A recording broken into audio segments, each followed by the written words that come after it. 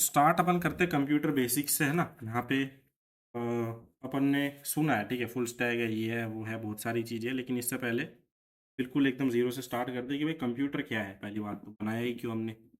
Simple सी equations होती है, ये चलता कैसे है, सॉफ्टवेयर कैसे काम करता है, कैसे कनेक्ट करता है, उसके बाद हार्डवेयर हार्डवेयर वगैरह से ही काम हो जाए तो हम सॉफ्टवेयर क्यों ही यूज़ करें, है ना। वो सब चीज़ें हम स्टार्ट करते हैं। इनिशियल पार्ट सबसे पहले हार्डवेयर ही चलता था, है ना, कि अपन अ, पहिए लगा दिए ना, बैल के, ऊँट गाड़ी के, और मस्त चीज़ें चलती थी। लेकिन फिर इम्प्रूवमेंट हुआ हार्डवेयर में, अपन ने भाई इंजन बना दिए, ये बना दिया। अब उसमें बहुत सारे फ्लॉज थे कि अगर प्रॉपरली अगर हम हार्डवेयर पे डिपेंड रहे तो हम मैक्सिमम यूटिलाइज कर नहीं सकते सिर्फ हार्डवेयर बेसिस पे। इसका बहुत बढ़िया एग्जांपल है, अपनी बाइक वगैरह ले लो, है ना। ओला की बाइक में स्पीड भी दिखती है, ब्लूटूथ भी है, वाईफाई भी है, सब कुछ होता है ना इलेक्ट्रिक वाली में, लेकिन अपनी स्प्लेंडर में सिर्फ मीटर होता है, स्पीड मीटर। तो सॉफ्टवेयर ऐड करते ही कितनी चीज़ें उसमें बढ़ गई कि मैप के लिए अलग से मोबाइल लगाने की ज़रूरत नहीं है ना। और भाई एक चाबी साथ रखने की ज़रूरत नहीं है कि भाई चाबी खो गई, चाय पीने गए थे, है ना, मिट्टी में ढूंढते रहो उसको। उसमें ऑटो लॉक सिस्टम है, ब्लूटूथ से है, जैसे भी सिनेरियो होता है। तो सॉफ्टवेयर लगाते ही एक बाइक के ही कितने फीचर एनहेंस हो गए, आपको कितनी ही चीज़ों का ध्यान नहीं रखना पड़ता। गाड़ियाँ तो ऐसी आजकल पास आती है, अपने आप स्टार्ट भी हो जाती है, अपने आप खिड़की भी खुल जाती है ना। तो ऑल ये चीज़ें पॉसिबल होती है कि हम हार्डवेयर और सॉफ्टवेयर को कंबाइन कर देते हैं। अगर हम बात करें इनिशियली हार्डवेयर की, तो hardware are any physical machine जिसको आप टच कर सकते हो, फील कर सकते हो ना।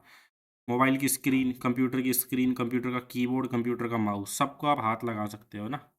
Everything is hardware. अब हार्डवेयर के बहुत सारे क्लासिफिकेशन होते हैं। मॉनिटर के अपने ही क्लासिफिकेशन होते हैं बेस्ड ऑन पिक्सल। कीबोर्ड के अपने क्लासिफिकेशन होते हैं कि एक बटन कितनी बार में ख़राब होगा। हम उतनी डिटेल में नहीं जाएंगे क्योंकि हम हार्डवेयर्स के बारे में नहीं पढ़ रहे हैं अभी। दूसरी यहाँ पे कैटेगरी आई सॉफ्टवेयर्स की। अब सॉफ्टवेयर्स आते ही एक ही हार्डवेयर बहुत ब्रॉड तरीके में यूज़ होने लग गया कि भाई एक चिप बना दी किसी ने, सीपीयू, और अब वो एक चिप आपका गेम खेल सकती है, आपका पूरा शेयर मार्केट चलाती है, आपका पूरा वीडियो अपन क्लास ले रहे ये भी चला रही है, आपका टैली का काम हो गया, कोई भी कंप्यूटर रिलेटेड काम सिर्फ एक सीपीयू करता है, एक हार्डवेयर चिप। और इतनी वैराइटीज हो गई काम की कि भाई मेरे को तो सिर्फ मान लो वेब डेवलपमेंट करना है, तो मेरे को क्यों मैं टैली वाला सॉफ्टवेयर डालूं, क्यों मैं AIML वाले सॉफ्टवेयर डालूं। अगर मेरे को सिर्फ गेम खेलना है तो मैं क्यों वेब डेवलपमेंट वाले सॉफ्टवेयर इंस्टॉल करूं अपने लैपटॉप पे, क्यों मैं पाइथन डालूं। इस समस्या को सोल्व करने के लिए सॉफ्टवेयर को मेनली डिवाइड कर दिया गया दो के अंदर। पहला पार्ट सिस्टम सॉफ्टवेयर। अब सिस्टम सॉफ्टवेयर्स वो सॉफ्टवेयर्स माने गए जो पूरे आपके मशीन का कंट्रोल रखते हैं। अब इसका क्या मतलब हुआ सर, है ना, कि पूरे मशीन का कंट्रोल रखने का मतलब हुआ क्या। अब मेरा लैपटॉप है ना, या आपके पास मोबाइल भी है, उस मोबाइल में अपन व्हाट्सएप पे क्या करते हैं भाई, सिर्फ चैट कर लो, वीडियो कॉल कर लो, ये सब चीज़ें कर लो, है ना। क्या आप व्हाट्सएप से ब्राइटनेस कम कर सकते हो? नहीं कर सकते ना। व्हाट्सएप से अपन मोबाइल अनलॉक नहीं कर सकते, व्हाट्सएप से अपन एरोप्लेन मोड ऑन नहीं कर सकते, कोई भी ऐप ये चीज़ नहीं कर सकता। तो कहीं ना कहीं यहाँ पे दो चीज़ें एक साथ चल रही है। पहला आपका हो जाता है एंड्रॉयड या iOS अगर एप्पल है तो, कि एक तो अपना बेस मशीन होती है एंड्रॉयड, जो कि सारे मेन काम करता है कि सिम का नेटवर्क ही बंद कर दो, एरोप्लेन मोड लगा दो, हॉटस्पॉट चालू कर दो, वाईफाई ऑन कर दो, ब्राइटनेस कम कर दो, है ना। इन सॉफ्टवेयर्स को बोला गया बेस लेवल के सॉफ्टवेयर्स, यानी कि सिस्टम सॉफ्टवेयर, जो जो कि जरूरी ही है किसी मशीन को चलाने के लिए, है ना। अपने कंप्यूटर में विंडोज है सबके पास ऑलमोस्ट, कोई एप्पल वाला है सर मेरे पास है, मैकबुक है। तो मैकबुक में मैक ओएस है ना। हाँ। तो वो हमारा हो गया सिस्टम सॉफ्टवेयर, कि इसके बिना तो कुछ भी चल ही नहीं सकता, है ना। सॉफ्टवेयर को दो ही कैटेगरी में डिवाइड किया कि सिस्टम सॉफ्टवेयर तो भाई ऐसा हमको डाल के ही देना पड़ेगा, इसके बिना तो वो एक डब्बा है, कुछ नहीं है। तो पहली कैटेगरी ये बनी। इसके अंदर हमारे आ गए जैसे ऑपरेटिंग सिस्टम। ऑपरेटिंग सिस्टम की हमने अभी बात की, विंडोज़ के हो गए अलग अलग वर्जन्स, विंडोज़ विस्टा 7, 8, 10, 11, है ना। लिनक्स के बहुत सारे वेरिएंट हो गए, उबंटू, फेडोरा, काली लिनक्स, रेड हैट लिनक्स और बहुत सारी चीज़ें। फिर अपना एप्पल का हो गया मैक ओएस। फिर अपन मोबाइल फ़ोन्स की बात करें तो एंड्रॉयड हो गया, और सैमसंग का अपना ऑक्सीजन ओएस हो गया, बहुत सारे, एमआई का एमआई ओएस हो गया, और आईफोन का आईओएस हो गया। तो ये सारे के सारे सिस्टम लेवल सॉफ्टवेयर में आते हैं, जो डायरेक्टली आपकी मशीन को हार्डवेयर से कनेक्ट करते हैं। जब मैं बोलता हूँ हार्डवेयर से कनेक्ट करते हैं, इसका मतलब ये है कि कैमरे को चालू होने का सिग्नल यही देता है कि भाई चालू हो, ना कि व्हाट्सएप देता है कभी।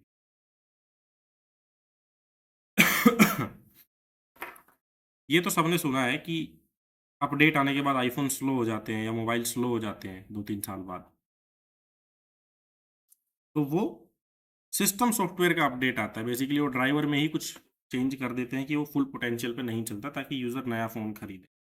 उसके बाद जितने भी बचे हुए सॉफ्टवेयर हैं, उन सबको माना गया एप्लीकेशन सॉफ्टवेयर में। अब एप्लीकेशन सॉफ्टवेयर बने एक स्पेसिफिक काम करने के लिए। एक स्पेसिफिक काम करने से मतलब है, व्हाट्सएप है, व्हाट्सएप का काम है लोगों को कनेक्ट करके रखना, तो उसके अलावा वो कुछ नहीं कर सकता। अगर हम बात करें गूगल मीट की, गूगल मीट का काम है लोगों को वीडियो कॉल वाली सर्विस प्रोवाइड कराना, इसका सॉफ्टवेयर भी आता है। इसके अलावा उसका कोई काम नहीं। तो अब जिसकी जो ज़रूरत है, भाई वो सॉफ्टवेयर इंस्टॉल कर लो।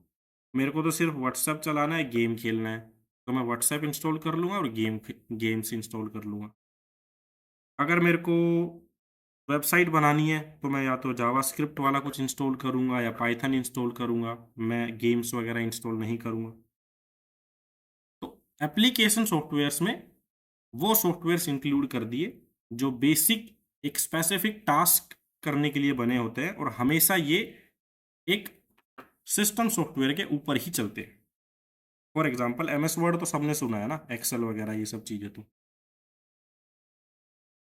ये सब पार्ट होता है एप्लीकेशन सॉफ्टवेयर का, कि भाई एक काम करेगा। एक्सेल सीट मतलब डेटा एंट्री का काम हो गया उस पर, और डेटा कैलकुलेशन का काम।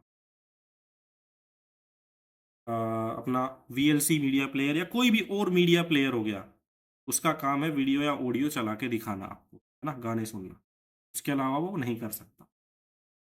ब्राउजर्स हो गए अपना गूगल क्रोम, फायरफॉक्स, सफारी। तो इन सब का काम क्या हो गया, भाई आपके लिए कोई भी वेबसाइट खोल के देना। ये सारे एप्लीकेशन सॉफ्टवेयर में आते हैं। तो यहाँ तक कोई दिक्कत? सॉफ्टवेयर क्या है, इसको कितने टुकड़ों में बांटा? कोई क्वेश्चन किसी को?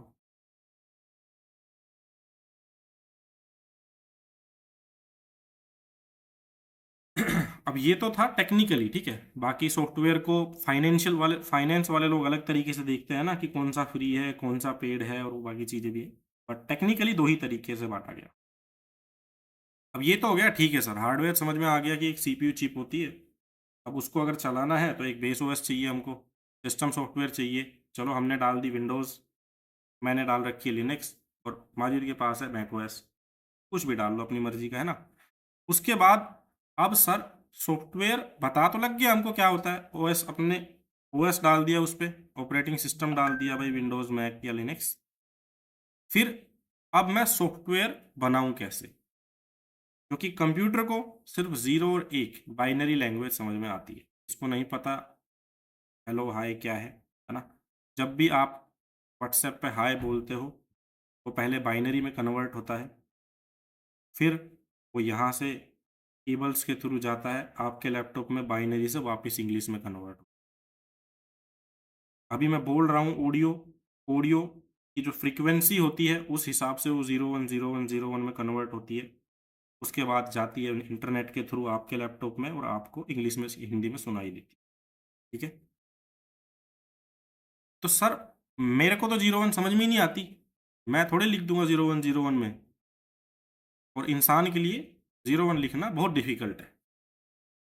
तो यहाँ पे डिस्कवरी हुई प्रोग्रामिंग लैंग्वेज की, कि भाई एक ऐसा ब्रिज बनाया जाए कि आदमी को भी लिखने में दिक्कत ना हो, और कंप्यूटर को भी समझने में दिक्कत ना हो।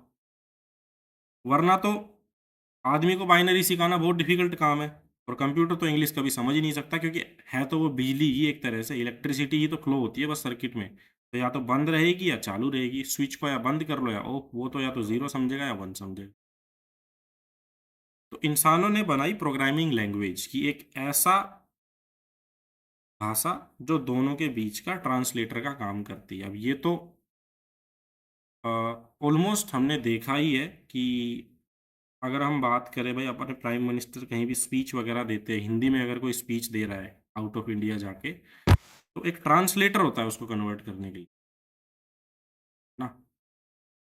तो हिंदी टू इंग्लिश हो गया वो। इसी तरह से programming language is just a bridge, कि भाई इंसान को भी आराम से समझ में आ जाए और बाद में कंप्यूटर को भी थोड़ी आराम से समझ में आ जाए। ऐसा नहीं है कि भाई हम 0101 लिख रहे हैं या बोल रहे हैं। प्रोग्रामिंग लैंग्वेज की डेफिनेशन क्लियर भाई, हमको ज़रूरत क्यों पड़ी और ये है क्या। बेसिकली एक ब्रिज है बिटवीन ह्यूमन एंड कंप्यूटर्स, और कुछ रूल्स है ना, क्योंकि इंग्लिश और हिंदी के भी कुछ रूल होते हैं कि भाई इज लगाना पड़ता है, माई नेम इज, है ना, इज एम आर, ये सब चीज़ें हो गई। या फिर हिंदी में अपन बोले तो भाई रहा था पास्ट आता है, रहा है प्रेजेंट है, और काम करेगा फ्यूचर है। तो ऐसे ही कुछ रूल्स प्रोग्रामिंग में होते हैं कि भाई हाँ ये नंबर है, ये फलाना है, ये ढिमकाना है। उन रूल्स को अब हम पढ़ेंगे। अब हर एक लैंग्वेज ने अपने रूल्स बना दिए। पाइथन ने बोला कि भाई मैं तो हेलो का मतलब हाय ही समझूंगा। कुछ भी रूल्स है ना, हर एक लैंग्वेज के अपने रूल्स है। तो लॉजिक कभी नहीं बदलते। जैसे हमने हल्का बहुत आई थिंक वेबसाइट्स हर किसी ने चलाई ही है। अब मैंने इस यूआरएल पे क्लिक किया हुआ है तो मुझको ये दिख रहा है ना, कल को मैं इस यूआरएल पे क्लिक कर दूंगा तो मुझको अबाउट दिख जाएगा, है ना। अब सी लैंग्वेज पे क्लिक कर दूंगा तो सी दिख जाएगा, कंटेनर्स पे क्लिक किया तो कंटेनर दिख जाएगा। अब इस चीज को कोई नहीं बदल सकता। देखो, एक वेबसाइट हमेशा इसी तरीके से चलेगी। आप किसी यूआरएल पे क्लिक करोगे, वो उस यूआरएल पे चली जाएगी। अब चाहे आप वेबसाइट सी लैंग्वेज में बनाओ, चाहे आप वेबसाइट पाइथन में बनाओ, चाहे आप वेबसाइट जावास्क्रिप्ट में बनाओ, चाहे आप वेबसाइट रूबी में बनाओ, चाहे गो लैंग में बनाओ, चाहे कोई सी भी लैंग्वेज में बना लो, भाई ये बेसिक प्रिंसिपल थोड़े ही आप बदल दोगे। ये सेम रहेगा। जहाँ यूजर क्लिक करता है वहां वेबसाइट चली जाती है। ठीक है।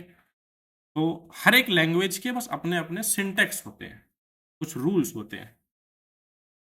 वो रूल्स हम धीरे धीरे सीख लेंगे। अब फिर लैंग्वेज भी अभी ऐसा है कि भाई अपन अपन अगर लैंग्वेज का इवोल्यूशन देखे, सबसे पहले संस्कृत बोली जाती थी, है ना, उसके बाद हिंदी आ गई। हिंदी थोड़ी इजी पड़ती है। तो जब कंप्यूटर नए नए आए थे, उस टाइम पे कुछ लैंग्वेजेस बनी थी, उनको हमने लो लेवल लैंग्वेज बोल दिया। और अब जो लैंग्वेज थोड़ी एडवांस हो गई है, उनको हमने हाई लेवल बोल दिया, जैसे पाइथन, जावास्क्रिप्ट और ये सब। क्योंकि इनको पढ़ना और भी इजी है, इनको समझाना और इजी है। क्योंकि जब कंप्यूटर नया नया आया, उस टाइम पे बहुत डिफिकल्ट लैंग्वेजेस बनी, जो जो नॉर्मल इंसानों को समझ ही नहीं आ रही थी कि यार ठीक है, ये भी हमारे लिए ऐसा हो गया कि हम तो 0101 ही लिख रहे हैं। तो उन्होंने थोड़ा और सिंप्लीफाई किया इस चीज को। तो हाई लेवल लैंग्वेजेस का उन्होंने डिस्कवरी कर दिया। फिर ये ठीक है सर, अब मैंने रूल भी सीख लिए है ना, कि भाई मेरे को हिंदी आती है कि मैं आज दौड़ने गया। अब मैंने रूल पढ़ लिए इंग्लिश में लिखने का कि I went for a run today, है ना। अब मेरी इंग्लिश को हिंदी में कन्वर्ट कौन करेगा भाई, जिसको आती है वो करेगा। तो सर कंप्यूटर में भी सेम सिनेरियो। मैंने तो फॉर एग्जांपल पाइथन सीख ली। अब सर मेरी पाइथन को कंप्यूटर को कौन समझाएगा, बाइनरी में 0101 में कौन बदलेगा, है ना। मेरी पाइथन को 01 में बदलने का काम एक सॉफ्टवेयर करता है। उस सॉफ्टवेयर को हम बोलते हैं कंपाइलर्स या फिर इंटरप्रेटर। देखो, दोनों के अलग अलग, दो अलग अलग नाम है, बस दोनों के काम करने का तरीका अलग है। काम एक ही करते हैं दोनों के दोनों, की जो भी इंसान ने लिखा, फॉर एग्जांपल मैंने लिख दिया हाय पाइथन में, है ना। अब ये हाय जो है कन्वर्ट होगा 0101 में, ताकि मशीन को यानी कि कंप्यूटर को भी समझ में आ जाए। यही काम कंपाइलर भी सेम करता है, इंटरप्रेटर भी सेम करता है। अब इन दोनों में क्या डिफरेंस है, ये थोड़ा सा समझ ले, बट इससे पहले यहाँ तक बताओ कुछ दिक्कत हो तो। सर ये जो बेसिक चल रहा है सर, ये पाइथन का ही ऐसा है क्या? देखो बेसिक तो, ये ये तो ये जो पढ़ा रहे हो आप? यहाँ तक तो अभी हम चालू भी नहीं किए पाइथन। देखो अभी तो बेसिक्स हम हाँ। कंप्यूटर का ही पढ़ रहे हैं कि ठीक है भाई, हार्डवेयर सॉफ्टवेयर की शुरुआत ही कहाँ से हाँ। हुई। अच्छा। देखो सीधा मैं पाइथन पढ़ा दूंगा, प्रिंट हेलो वर्ल्ड लिख दिया, बट अपन को पता ही नहीं है बैकएंड में हुआ क्या, वो कैसे कन्वर्ट हुआ, कैसे रन होता है। कल को मैं हम्म। आपका मैकओएस की जगह कोई दूसरा मशीन दे दूँ, तो वहाँ पे आप अटक हम्म। जाओगे, यार ये क्या है, अब यहाँ मैं कैसे रन करूँ, मेरे को पता ही नहीं है कंपाइलर कहाँ रहता है इस मशीन के अंदर। विंडोज़ में अलग जगह होता है पाइथन का कंपाइलर, लिनक्स में अलग जगह होता है और मैक में अलग जगह होता है। हम्म। इवन कमांड्स तक अलग होती है सबकी। तो एक बेसिक आइडिया होना चाहिए कि पीछे कौन है जो कन्वर्ट कर रहा है पाइथन के कोड को कंप्यूटर के लिए।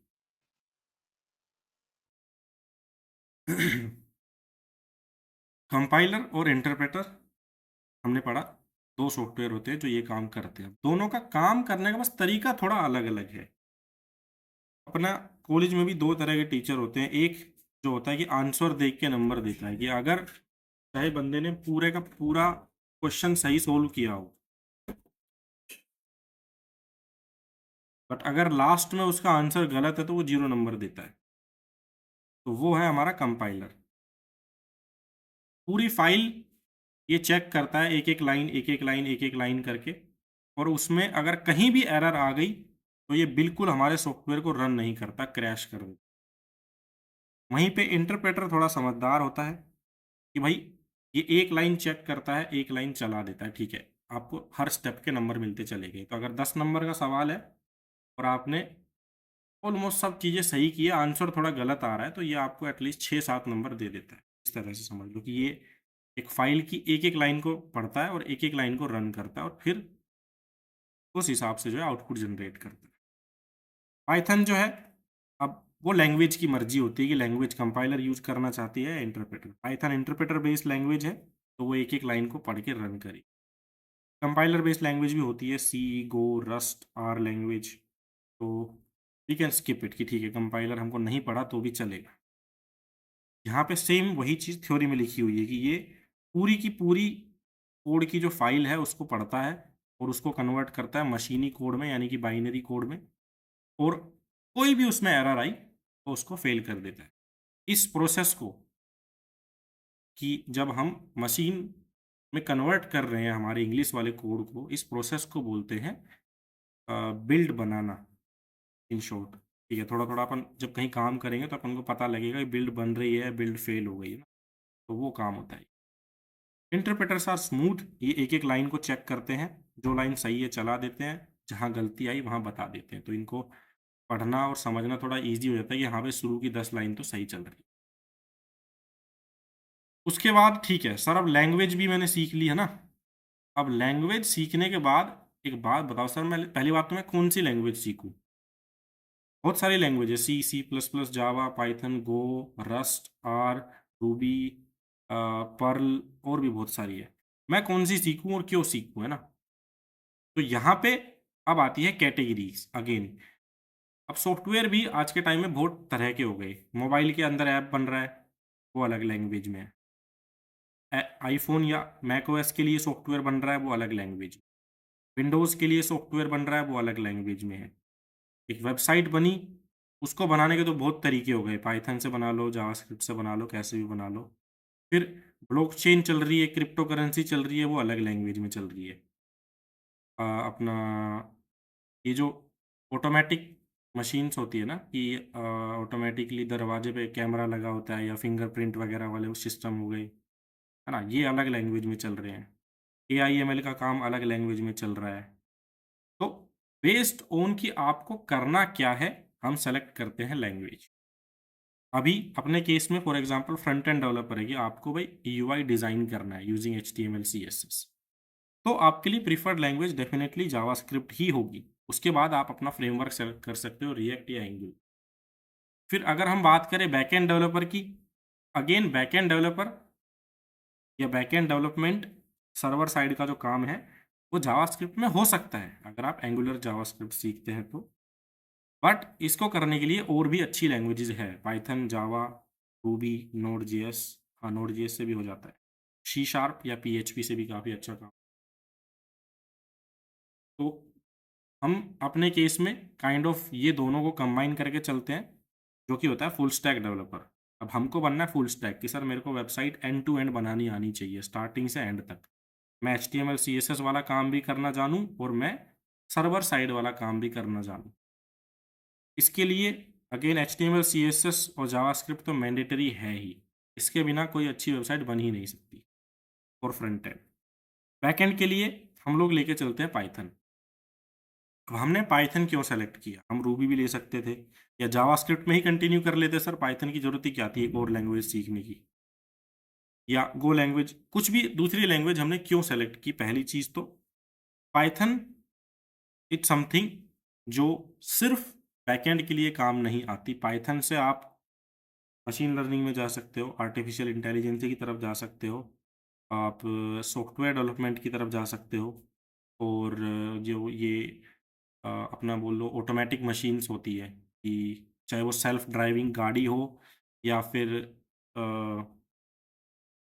कोई भी घर का डोरबेल पे लगा कैमरा हो, या फिर इवन मोबाइल के कैमरे तक के। आजकल तो जो अपने जयपुर में ये गाड़ियाँ आती है ना, कचरे वाली गाड़ियाँ, कचरा उठाती है, इन का जो कचरा प्रोसेस होता है उसके लिए भी पाइथन के सॉफ्टवेयर से, जो कैमरे से डिटेक्ट होते हैं और जो ऑटोमेटिकली लाइक वैलिडेट करते हैं कि कौन सा गीला कचरा है, कौन सा सूखा कचरा है, based on weight and everything. तो पाइथन चूज करने का एक यही रीज़न था कि कल को आप सोचो यार वेब डेवलपमेंट तो हो गया, अब कुछ और भी सीखना है ना, आपके पास सबसे ज़्यादा ऑप्शन पाइथन में बचता है, इसीलिए हमने पाइथन सेलेक्ट की। हम बैकएंड दोनों लैंग्वेज से कराते हैं, जावास्क्रिप्ट से भी और पाइथन से भी। अब मोबाइल डेवलपमेंट अगेन, अब बहुत सारे डेवलपर्स के अपने अपने टूल्स हैं, ठीक है। मोबाइल डेवलपमेंट के लिए अगर आपको एप्पल के लिए बनाना है तो आपको सीखनी पड़ेगी स्विफ्ट नाम की लैंग्वेज है, गाड़ी नहीं है, स्विफ्ट नाम की लैंग्वेज है जिससे एप्पल के ऐप्स बनते हैं। एंड्रॉयड के लिए जावा, कोटलिन या फिर आप रिएक्ट नेटिव भी यूज़ कर सकते हो, अगेन ये जावास्क्रिप्ट की लाइब्रेरी। देन डेवऑप्स के लिए अपन को क्लाउड वगैरह, कंटेनर वगैरह सीखना पड़ेगा। गेम डेवलपमेंट के लिए सी शार्प और जो इनके इंजन्स होते हैं वो सब सीखने पड़ेंगे। तो हर एक रोल के लिए अपनी अपनी लैंग्वेजेस है, प्रीफर्ड लैंग्वेज, ठीक है। कुछ रोल्स के लिए सिर्फ टूल ही सीखने पड़ते हैं, जैसे सिक्योरिटी वाले के लिए भाई आपको फायरवॉल वगैरह मैनेज करनी है, VPN बाईपास और ये सब चीज़ें सीखनी है। तो अगेन बहुत बहुत वैरायटी है हमारे पास डेवलपर्स की। तो बेस्ड ऑन दीज आप अपनी मनपसंद लैंग्वेज या अपना मनपसंद जो भी है कोर्स सेलेक्ट कर सकते हैं। तो हम मेनली फोकस करेंगे फुल स्टैक डेवलपर पे, जो कि जावास्क्रिप्ट से भी कराएंगे और पाइथन से भी कराएंगे। ओके, तो ये हो गया बेसिक्स, ठीक है, कि कंप्यूटर क्या है, हार्डवेयर और सॉफ्टवेयर का कॉम्बिनेशन। सॉफ्टवेयर को दो कैटेगरी, सिस्टम लेवल और application level. System level mostly C language में बने हैं आज के टाइम पे सभी सॉफ्टवेयर। उसके बाद हमारा आता है एप्लीकेशन सॉफ्टवेयर, जिसमें हमारा हो गया वेबसाइट बनाना या कोई भी और सॉफ्टवेयर बनाना। उसके लिए हमने हमारी तरफ से सेलेक्ट की एक प्रोग्रामिंग लैंग्वेज कि भाई मैं तो एक लैंग्वेज के रूल सीखूंगा पाइथन के, उससे मैं फुल स्टैक करूंगा। फिर दूसरी क्लास में आपकी सेम चीज़ चलेगी जावास्क्रिप्ट से, कि मैं जावास्क्रिप्ट सेलेक्ट करता हूँ तो जो है मैं वेब डेवलपमेंट किस तरह से कर सकता हूँ। दो लैंग्वेज से करने का बेनिफिट ये है कि कल को आपको कंपनी बोल दे कि भाई हमको तो तीसरी तीसरी लैंग्वेज से बनानी है, तो आपके फंडामेंटल्स क्लियर रहेंगे कि भाई मेरे को तो बस सिंटैक्स बदलने हैं, अब दूसरी लैंग्वेज के रूल अप्लाई करने हैं, मेरे लॉजिक सेम है। आपको डिफरेंस पता लगेगा कि अच्छा क्यों जावास्क्रिप्ट जरूरी है और क्यों पाइथन, ठीक है। इसके बाद स्टार्ट करते हैं कि ठीक है भाई ये तो हो गया सर, अब मेरे को पता लग गया कि मेरे को पहले तो एक ट्रांसलेटर चाहिए होगा, है ना, लैंग्वेज जो मैं लिखूंगा, मैंने रूल सीख लिए मान लो पाइथन के, तो उसको कन्वर्ट कैसे करूँ, तो एक ट्रांसलेटर हम डाउनलोड करेंगे। फिर ट्रांसलेटर को चलाना भी सीखना पड़ेगा, है ना। अभी व्हाट्सएप चलाना भी तो कभी ना कभी सीखा ही था देख देख के, वो थोड़ा इजी होता है, ये थोड़ा डिफिकल्ट काम होता है, तो इसको चलाना भी सीखेंगे। इस स्टेज पे यहाँ तक किसी को कोई दिक्कत है तो बताओ। और कोई भी एक बच्चा अपनी स्क्रीन शेयर कर सकता है ना। अब हम थोड़े से बेसिक्स पढ़ेंगे, अभी के लिए वहीं कर दो। यहाँ तक किसी को कोई दिक्कत नहीं है?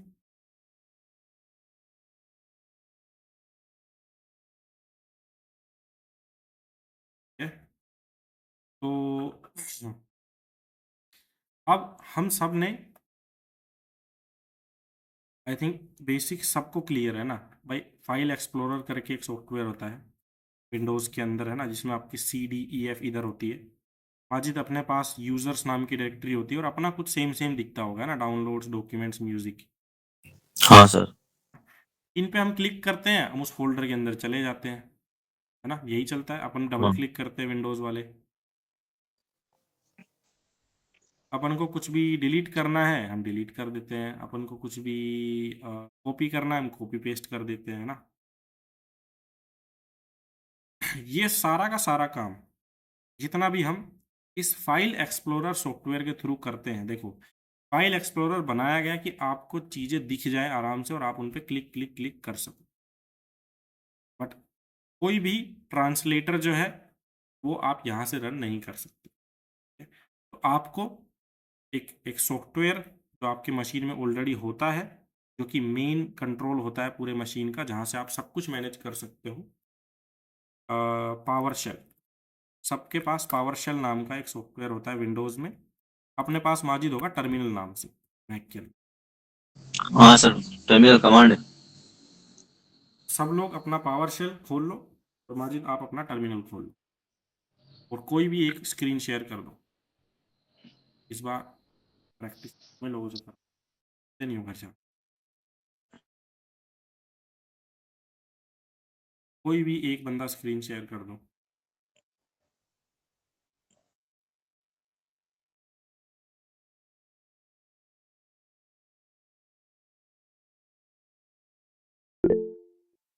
कर दो विराट। सर मैं करता हूँ।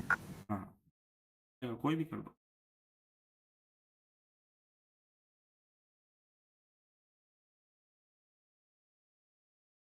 सबसे पहला काम जो हम फाइल एक्सप्लोरर पे करते हैं वो होते हैं कि भाई फाइल एक्सप्लोरर ओपन करते ही हमको फाइल्स दिखने लग जाती है ना, कि भाई ये अगर मान लो डाउनलोड्स खुला तो वहाँ पे जितनी भी फाइल्स है वो सारी दिखने लग जाती है ना। तो यहाँ पे अपन खोलेंगे पावर शेल। विंडोज़ वालों को ऐसे पावर शेल दिख जाएगा। अपन ने टर्मिनल खोल लिया माजिद? सर मेरा लैपटॉप सर आज चार्ज नहीं है, इसलिए मैंने सोचा आज कुछ बेसिक होंगे, इंट्रोडक्शन होगा, इसलिए मैंने ओपन नहीं किया लैपटॉप। मैं कर लूंगा सर, इसमें देखिए रिकॉर्डिंग तो होगी ना स्क्रीन सर इसकी? हाँ, रिकॉर्डिंग भेजता हूँ इसके बाद। ठीक है, हाँ सर, देख लूंगा सर। तो सबसे पहला जो काम अगर अपन ने पढ़ा वो होता है भाई लिस्ट होती है वहाँ पे सारी चीज़ें, है ना, कि कौन कौन सी फाइल्स हैं इस फोल्डर के अंदर। तो एग्जैक्ट सेम काम हम आप टर्मिनल से ट्राई करें। टर्मिनल में चीज़ें लिस्ट करने के लिए एक कमांड होती है ls। ls मतलब लिस्ट। ls दबा के जैसे ही हम एंटर करेंगे तो जितनी भी जो फाइल्स हैं वो होंगी वो दिख जाएंगी। ls करो मानस, ls एंटर। अब यहाँ पे क्वेश्चन है सर ये कौन से फोल्डर की फाइलें खुली, है ना। फाइल एक्सप्लोरर तो अपने आप ही एक फोल्डर सेलेक्ट करके रखता है अपनी मर्जी का और वो फाइल्स हमको दिख जाती है ना, सबके में सेम है भाई। आउटपुट सबका अलग अलग दिख सकता है ना, क्योंकि पावर शेल बाय डिफ़ॉल्ट किसी और फोल्डर में खुलता है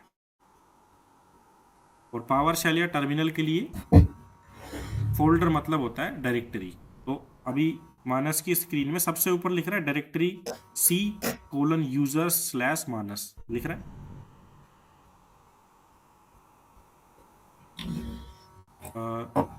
यहाँ पे हाँ पहली लाइन दिख रही है ना,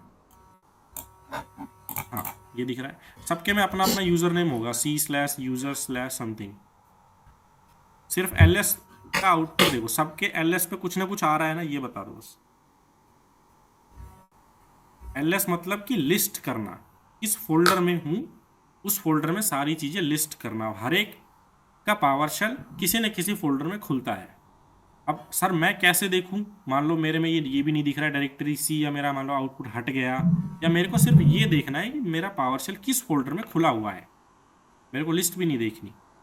उसके लिए एक कमांड है pwd, लिखो मानस, pwd मतलब प्रेजेंट वर्किंग डायरेक्टरी, कि अभी हम कौन से फोल्डर में है, एंटर कर दो। अब ये सीधा बता देगा कि भैया आप जो है इस फोल्डर में हैं अभी, सी के अंदर, यूजर्स के अंदर, मानस के अंदर। मानस फाइल एक्सप्लोरर खोलना अभी।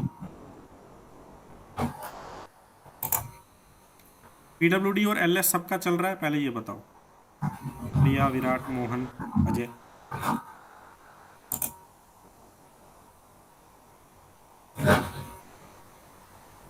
सबका चल रहा है। अब देखो, फाइल एक्सप्लोरर जैसे ही खुला इसने ऑटोमेटिकली लिस्ट कर दी। हमने नहीं पूछा इससे लिस्ट करने के लिए, बट ठीक है, क्योंकि इसका काम ही फाइल दिखाना है तो भाई ये करेगा ही। पावरशेल और भी बहुत काम करता है। इसने दिखा दिया admit card, yearly time table, document download, desktop sir एक एक्सेस। बार वापस रिपीट करना, पीडब्ल्यूडी वाला कॉल आ गया था थोड़ा सा, वो रिपीट कर पीडब्ल्यूडी दीजिए। दबा, पीडब्ल्यूडी वापस है ना पावरशेल में। पीडब्ल्यूडी हमको बताता है कि हमारा पावरशेल कहाँ पे खुला है, किस फोल्डर में ओपन हुआ है ना। आपके में अलग दिख रहा होगा, C/user/ समथिंग, या किसी का system/32 हाँ ऐसी जगह भी खुला है। यूजर्स स्लैशेस कुछ दिख रहा है मेरे में। तो फाइल एक्सप्लोरर पे जाना वापस से। फाइल एक्सप्लोरर डायरेक्टली लिस्ट करता है, पावरशेल लिस्ट नहीं करता। दूसरी चीज, अब मेरे को कैसे पता मैं कौन से फोल्डर में हूँ पावरशेल में? देखो ऊपर एक सर्च लाइन आ रही है, होम, और उसके आगे लिखा भी हुआ है होम।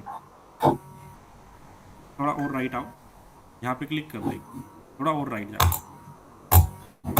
यहाँ पे इसने क्या बता रखा है, कौन से फोल्डर में हम अभी? होम फोल्डर के अंदर। तो एग्जैक्टली ये काम करता है पीडब्ल्यूडी, आपको बताता है कि आप कौन से फोल्डर के अंदर हैं। ठीक है, अभी आप डेस्कटॉप पे क्लिक करना है ना, अभी उस लाइन पे क्लिक करना वापस सर्च बार पे।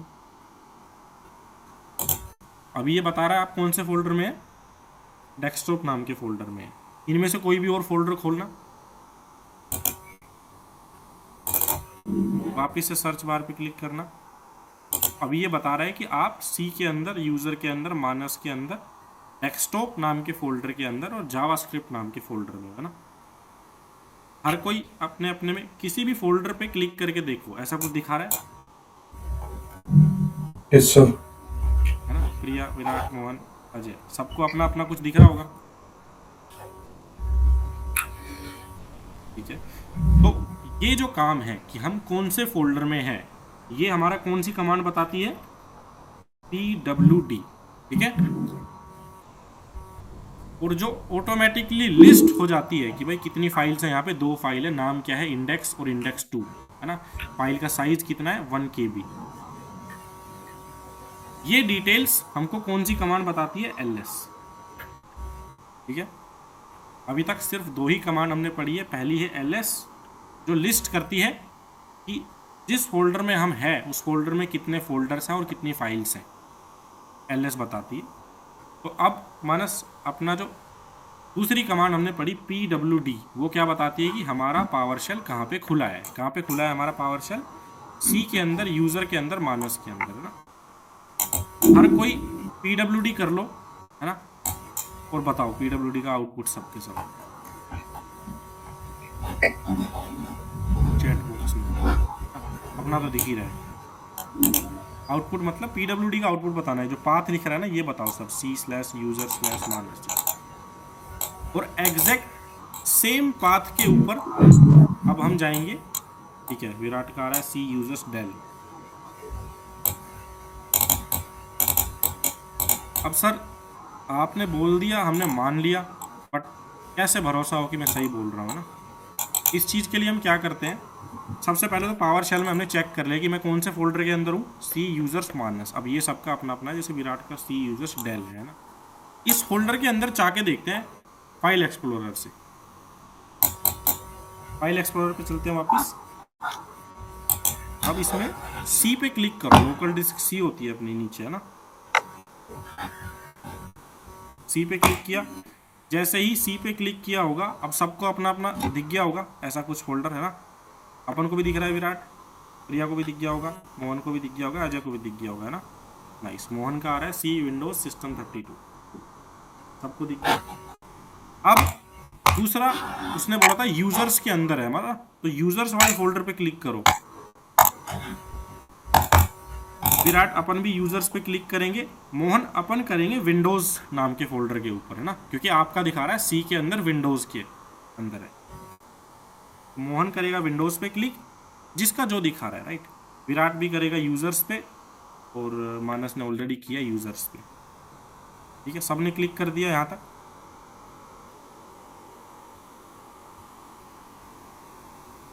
जब सबका ये फोल्डर खुल जाए तो बताना, है ना।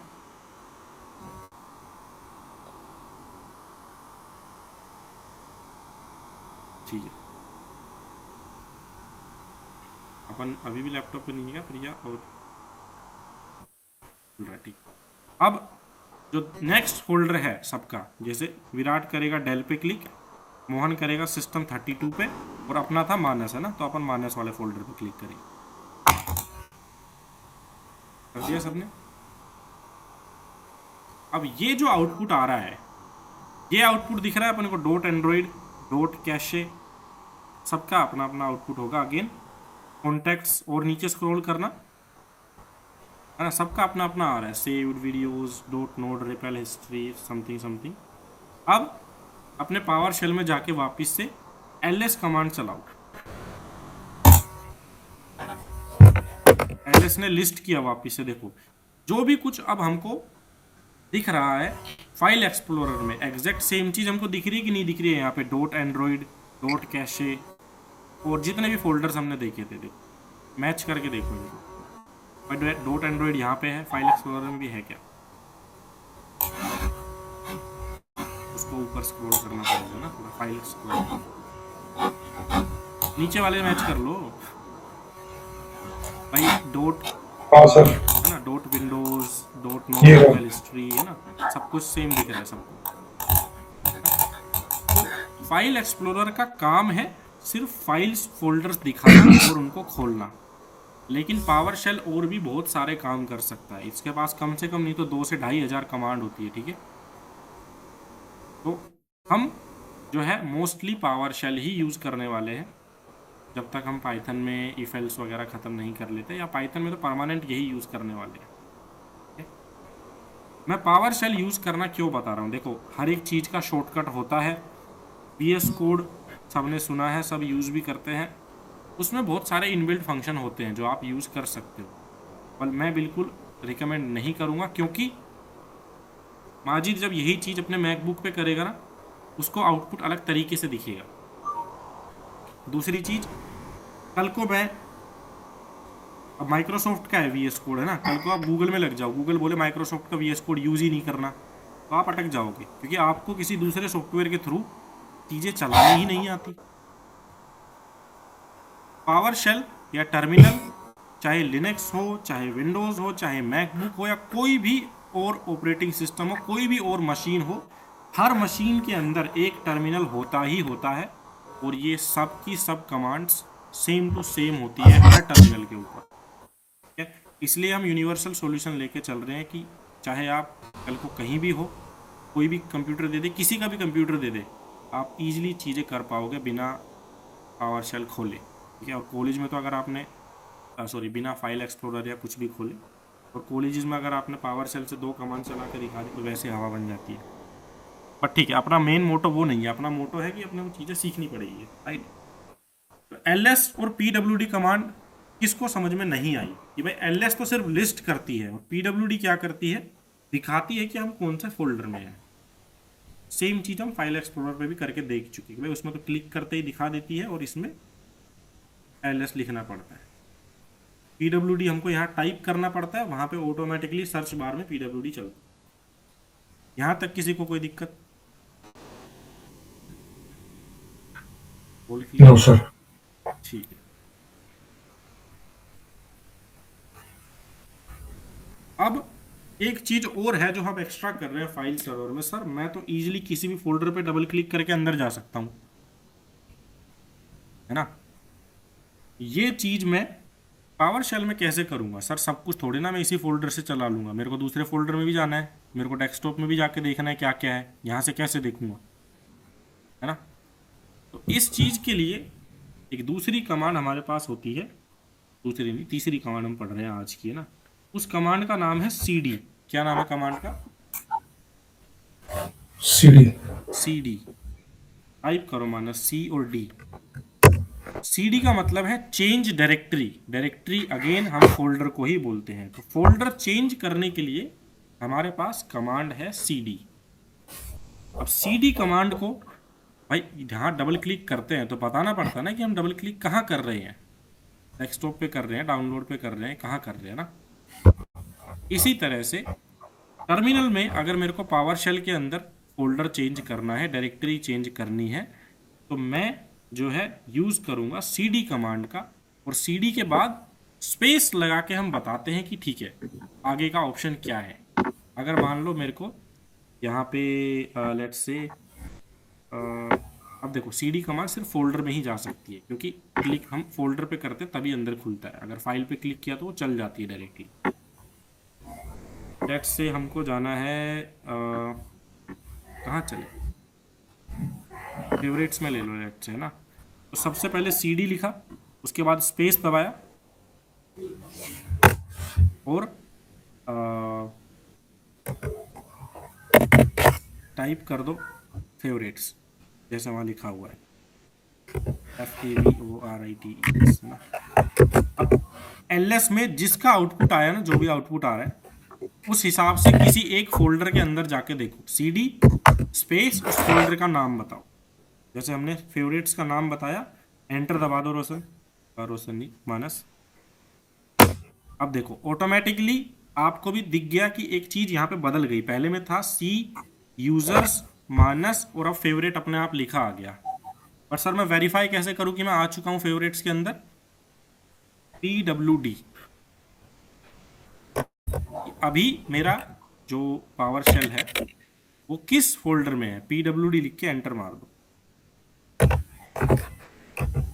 एंटर। अब वो अपने आप बता रहा है कि अब आप C के अंदर, यूजर्स के अंदर, मानस के अंदर, फेवरेट्स नाम के फोल्डर के अंदर है।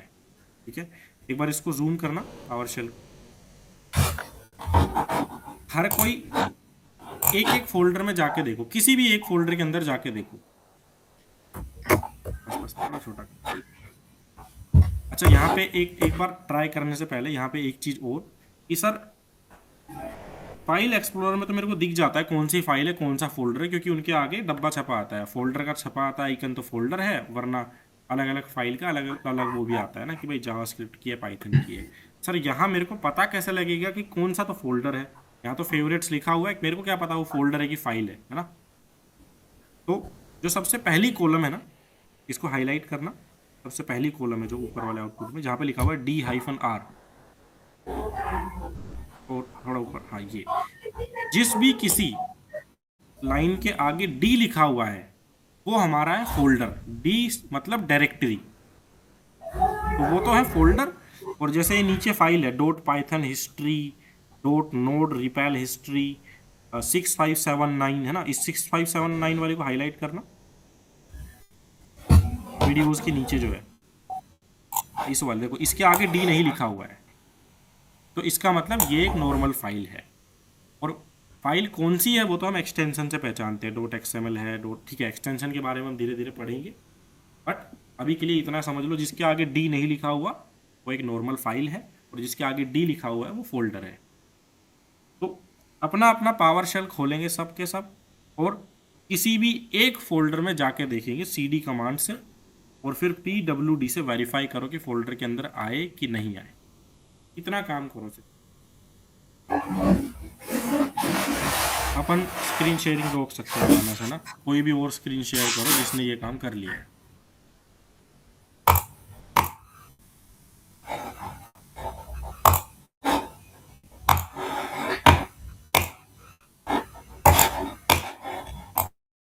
कोई भी और, विराट, मोहन, अजय, प्रिया, अगर ये इतना कर लिया तो स्क्रीन शेयर करो।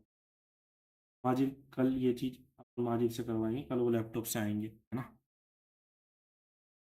पावर शेल खोलते हैं अपना, है ना। अपन ने क्या किया, डेल के अंदर अपने को बहुत सारे एरर्स आ रखे हैं, कोई दिक्कत नहीं है, बट हाँ एट द एंड अपना काम हो गया। देखो अपन ने ट्राई किया सीडी करने का डॉट वी एस कोड के अंदर, है ना। तो देखो वी एस कोड जो है एक फाइल है, एल एस करो, एल एस से लिस्ट कर सकते हैं हम, है ना। एंटर।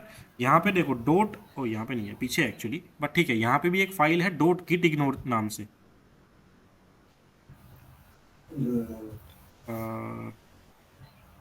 ऊपर कैसे आ गया, वापस से ऊपर चलते हैं। मैंने यहाँ पे चेंज कर दिया ना सर, हाँ यहाँ पे आप पाइथन के अंदर आ गए। Python Yes. तो चेंज एक, करूँ। नहीं ठीक है, इट्स ओके, एक फोल्डर के अंदर हमको आना आ गया, राइट। और पीडब्ल्यूडी से वेरीफाई कर सकते हो। अभी हम कहाँ पे हैं, पाइथन नाम के फोल्डर में। अभी जो चीज़ें हमारी बची हुई है वो है कि सर अब मैं मान लो आगे आ गया, अब मेरे को पीछे जाना हुआ तो, है ना। विंडोज़ में तो मैं या तो बैक वाले बटन पे क्लिक कर देता हूँ, आ जाता है मेरा। और मैक वाले तो बस माउस की 2 उंगलियों से यूँ इधर लेफ्ट की तरफ स्वाइप किया तो भी पीछे आ जाता है। लेकिन सेम चीज़ हम पावर शेल से कैसे करेंगे, अब वो चीज़ सीखेंगे। दूसरी चीज़, चलो वो तो फिर सीखेंगे तभी बता देंगे, है ना। अब इसमें किसी का कोई टास्क नहीं हुआ है, ये यहाँ तक में से बताओ, उसको हम देखते हैं जिसका नहीं हुआ। और यहाँ तक कुछ समझ नहीं आया हो तो बताओ कि हम ये क्यों कर रहे हैं, कुछ भी रीज़न, कुछ भी रैंडम क्वेश्चन हो।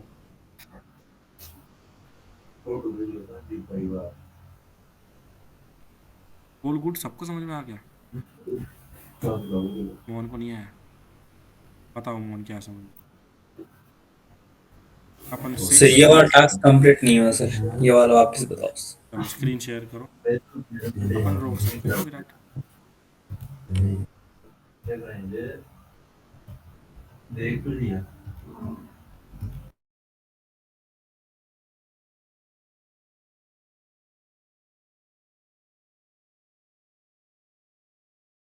स्क्रीन शेयर करो,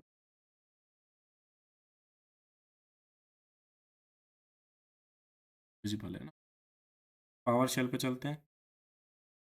देखो कुछ भी दिक्कत हो बता दो, है ना। धीरे धीरे साथ के साथ हम सोल्व करते गए ना तो चीज़ें सही रहेंगी। वरना अगर बैकलॉग इकट्ठा हो गया ना कि एक बार 2 वीडियोस 3 वीडियोस का बैकलॉग इकट्ठा हो गया तो दिक्कत हो जाती है वापस से कवर। ठीक है, अपन है सिस्टम 32 के अंदर, है ना। सबसे पहले करेंगे एल एस। देखो एल एस से अपन चेक करेंगे मोहन कि हम है कहाँ पे, मतलब जहाँ पे भी हम हैं उसके अंदर क्या क्या फाइल्स और फोल्डर्स है ना।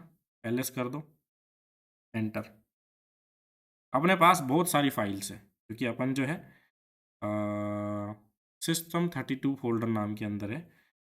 अब यहाँ पे देखो, आप ऊपर स्क्रॉल करना चालू करो धीरे धीरे धीरे धीरे, ये सबके सबके इनमें से किसी के भी आगे डी लिख रहा है, नहीं लिख रहा, सबके आगे लिख रहा है -A, है ना। तो -A का मतलब, या -D नहीं लिख रहा मतलब वो फोल्डर नहीं है, राइट। तो सबसे पहले ऊपर स्क्रॉल करते हुए चलते हैं और ये देखते हैं कि कोई भी एक फोल्डर हमको मिले। सबसे बहुत ऊपर होगा इसमें तो, सिस्टम 32 वाले,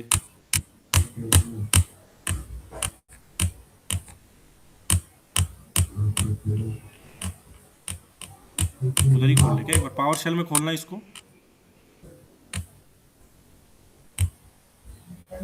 एंटर दबा दो, यहाँ तो अपने आप नीचे आ जाएंगे। अच्छा पावर शेल, और ये फाइल एक्सप्लोरर खोलो। एलएस के बहुत सारे फ्लैग्स होते हैं ना, जो हम यूज़ कर सकते हैं ये देखने के लिए कि सिर्फ फोल्डर ही लिस्ट करे, वो फाइल्स लिस्ट ही ना करे। अपन धीरे धीरे एक्सप्लोर करेंगे। अपन चलते हैं सी के अंदर, भाई अपन वहीं पे ना सी के अंदर, C drive local disk C. देखो वहाँ पे PWD करो एक बार पावर शेल में। अपन कौन से फोल्डर में, सी के अंदर, विंडोज़ के अंदर, सिस्टम 32 के अंदर, या PWD करके देख लो ना। तो सेम फोल्डर खोलते हैं फाइल एक्सप्लोरर में। अपन के पास फाइल्स नाम से होगा माजिद, है ना, फाइल एक्सप्लोरर नहीं होगा। पावर शेल खोलो, सॉरी हाँ ये एक्सप्लोरर, इसमें लोकल डिस्क सी पे क्लिक करो। इस पीसी के नीचे है लोकल डिस्क सी, इस पे क्लिक करो। विंडोज़ पे नीचे से दूसरा, और यहाँ पे क्लिक करो सिस्टम 32, एस वाली लाइन पर आ जाएगा, MNOPQR SY, ये रहा, सिस्टम 32 पे क्लिक किया। अब यहाँ पे एक फोल्डर है 0409 नाम से, है ना, ये वाला। हाँ, इसके अंदर क्लिक करो, डबल क्लिक करो, इसके ये तो खाली है, क्लिक करो एक बार, ये कर लो, बूट वाला कर लो, BOOT, इसके अंदर कुछ है ना, तो अपन बूट नाम के फोल्डर में CD करते हैं। चलो अपन फेवरेट्स में कर रहे हैं, लेकिन फेवरेट नाम का फोल्डर है ही नहीं लिस्ट में, देखा जाए, है ना, अपने में बूट आ रहा है। अब इस LS में कहीं ना कहीं बूट है, ठीक है, CD बूट नाम के फोल्डर में चलते हैं, BOOT, ना। अब CD को बता दिया भाई कहाँ जाना है, एंटर। अब हम कहाँ पे आ गए, बूट नाम के फोल्डर में आ गए। LS करके देख सकते हैं यहाँ पे क्या क्या है, देखो यहाँ पे कितनी फाइल्स दिख रही है। एक तो फोल्डर है winload.efi का, बाकी 3 फाइल है, winload.exe, winresume.efi, winresume.exe, है ना। वैलिडेट करो सेम फाइल्स हमको दिख रही है कि नहीं दिख रही है फाइल एक्सप्लोरर में। क्या सर? फाइल एक्सप्लोरर खोल के देखो सेम 3 फाइल है कि नहीं वहाँ पे भी। 3 तो फाइल और 1 फोल्डर है ना, सारी की सारी सेम है। यहाँ पे फाइल ज़्यादा है। हाँ। ENUS, ओके, हमने क्या किया है, स्मॉल b के अंदर एंटर किया हम, इसका बूट का B कैपिटल है। फोल्डर नेम बहुत ध्यान रखना है, विंडोज़ में चल जाता है अगर कैपिटल B लिखा, छोटा b लिखा तो भी चलेगा। बैक करना एक बार, यहाँ पे बूट नाम का फोल्डर देखना, छोटे b से, यही नहीं क्या, टाइप कर दो BOOT,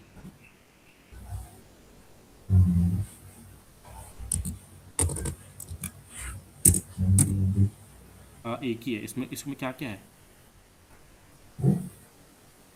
डबल क्लिक करना इस पर, पहले वाले पे। ENUS नाम का फोल्डर नहीं दिख रहा है हमको, वहाँ पे चलना वापिस से, इस पे। पावर शेल पे, अच्छा। वो है ना, ENUS नाम का भी फोल्डर है। हाँ, तो मतलब दिख रहा है कंटेंट, राइट। राइट। तो ये हमने 2 कमांड सीखी है ना, CD से फोल्डर चेंज करना, LS से लिस्ट करना, और PWD तीसरी कमांड थी जिससे हम रीवेरीफाई कर सकते हैं कि हम बूट फोल्डर में आ चुके हैं। ट्राई कर लो वो भी, PWD, है ना, आगे चेक कर लिया। ये थी बेसिक कमांड्स, सिर्फ नेविगेशन के लिए, इसको बोलते हैं नेविगेशन, है ना, कहीं भी आते जाते हैं तो नेविगेट करते हैं। अब एक और तरीका है देखो CD करने का। CD को आप कहीं का भी रास्ता बता दो वो वहाँ पहुँच जाता है। CD is like Google map, है ना। आपने लिख दिया अभी के अभी कि स्टैच्यू ऑफ लिबर्टी, इंस्टेंटली वो US पहुँच जाता है ना। तो CD को भी आप कोई भी रास्ता बता दो वो वहाँ पे पहुँच जाता है। उसका मतलब ये है, फाइल एक्सप्लोरर खोलना अभी, डाउनलोड्स पे क्लिक करो,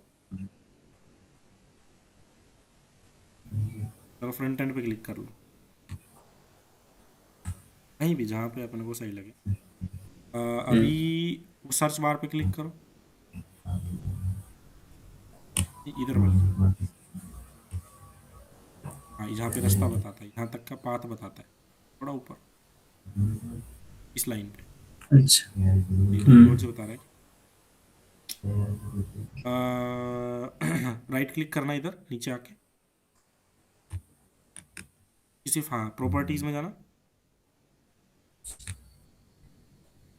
देखो प्रॉपर्टीज में ये बताता है एग्जैक्टली कि इस फोल्डर की लोकेशन कहाँ पे है, C के अंदर, यूजर्स के अंदर, M, है ना, ये बता रहा ना।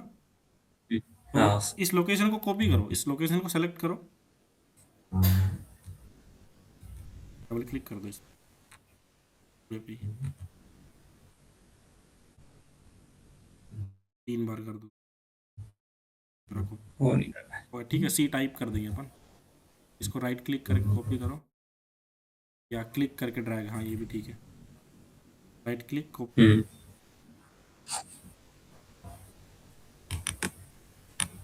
कर लिया क्या? कॉपी आगे इस बात भी कर सकते, कॉपी कर लिया ना। पावर शेल में चलो, यहाँ पे लिखो CD स्पेस, देखो CD को बताते हैं कहाँ जाना है ना, और राइट क्लिक कर दो। राइट क्लिक से वो पेस्ट हो जाएगा ना। अब हमने CD को क्या बताया कि भाई CD भैया बात सुनो, अभी तक हमने सिर्फ एक फोल्डर में जाना सीखा था ना, कि भाई लिस्ट किया, फोल्डर दिखा, उसमें चले गए। अभी हमने क्या किया भाई, CD को बोला CD देखो, C ड्राइव के अंदर यूजर्स नाम के फोल्डर में जाओ, और वहाँ पे M अलीम नाम का फोल्डर है, वहाँ पे जाओ। बोल दिया CD को हमने, पूरा रास्ता बता दिया, एंटर दबा दो। CD कहाँ पे आ गया, उसने देखो पूरा ही रास्ता चेंज कर दिया। पहले विंडोज सिस्टम कहीं पे भी था। तो ये वाला जो पार्ट है कि मल्टीपल डायरेक्टरीज, मल्टीपल फोल्डर्स में एक साथ स्किप कर जाऊं, या कहीं से भी कहीं भी जाना चाहूं, ये पार्ट हम कैसे करते हैं, ये अपन कल कवर करते हैं। तो कल हम CD और LS को एक्सपर्ट कर लेंगे, अपना जो पाइथन का ट्रांसलेटर है उसको डाउनलोड कर लेंगे, ठीक है, 2 चीज़ें करेंगे। और अगर टाइम मिला तो कोशिश करते हैं कि हेलो वर्ल्ड कल हम ट्राई कर ले, पाइथन में बेसिक प्रिंट कराना हम चीज़ें सीख लें, ठीक है।